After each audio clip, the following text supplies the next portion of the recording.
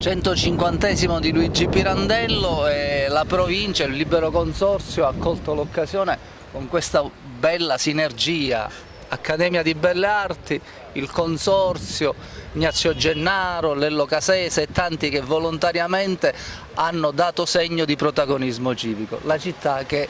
anche con piccoli segni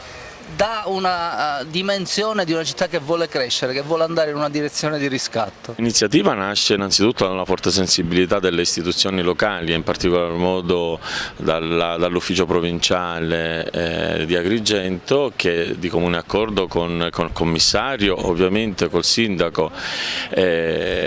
abbiamo un po' studiato questa bellissima iniziativa. Dalla fase progettuale l'Accademia se ne è subito fatto carico, non solo sotto l'aspetto tecnico-grafico, ma anche, devo dire, grazie all'intervento personale del nostro direttore, il professor Alfredo Prado, anche da un punto di vista economico, tant'è che tutto ciò che è stato, diciamo, in termini di spesa affrontato per la realizzazione di tutto questo sono opera solo ed esclusivamente del direttore Prado. Che dire, è il 150° Pirandelliano, ci siamo un po' rifatti a questa bellissima realtà che ha dato tantissimo ad Agrigento, ieri in qualità di personaggio ormai conosciuto a livello mondiale, oggi persona che va sempre più ricordata e sempre più amplificata. Abbiamo tanto insistito nel rendere più bella questa città con i nostri allievi che sono stati sensibilissimi e che hanno, diciamo, recepito il messaggio. Questa è una città straordinaria, ma non basta mai aggiungere il bello al bello,